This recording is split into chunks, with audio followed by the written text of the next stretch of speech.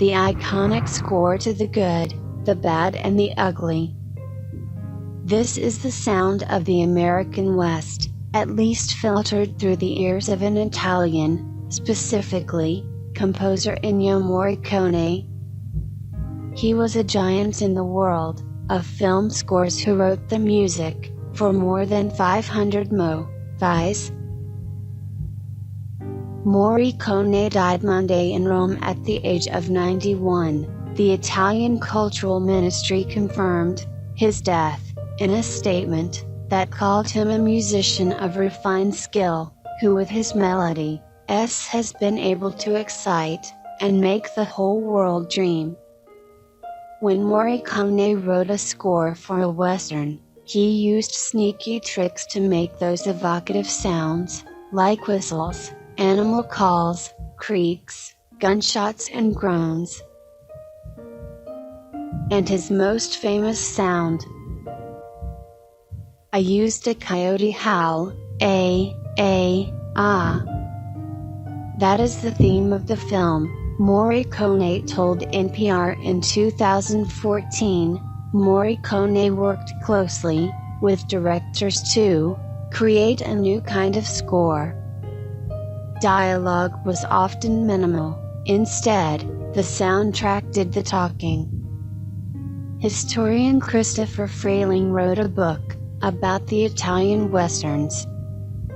He told NPR in 2007 that the composer and the directors he worked with wanted to infuse those films with, among other things, a sense of humor.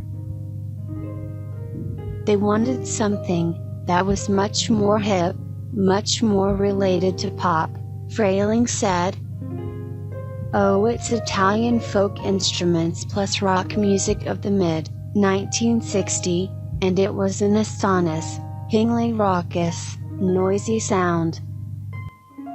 The creator of that sound was born in Rome in 1928. Ennio Morricone began writing music at the age of 6, and never stopped. In the mid-1960s, he discovered the contemporary music scene in Italy, and joined a collective called Gruppo di Improvisazione Nuova Consonanza, that was influenced by John Cage's avant-garde experimentation. As a joke I called these friends of mine, Morricone told NPR. And I started telling them to do kind of a sound like groans or very strange sounds, and I started conducting them. And I also did sounds myself. From that early experience, Morricone was often running toward one of the most celebrated film scoring careers of all time. It began with Il Federale in 1961, and continued through his collaborations with director Sergio Leone on a famous series of westerns that included A Fistful of Dollars, For a Few Dollars More, The Good, the Bad and the Ugly, and Once Upon a Time in the West. But that wasn't all he did. Many of his best-known scores included the political drama, The Battle of Algiers, Brian De Palma's take on 1913 gangsters, The Untouchables, The Mission, about a Jesuit priest in South America, and Cinema Paradiso, about a young boy growing up, after World War II with a love of movies.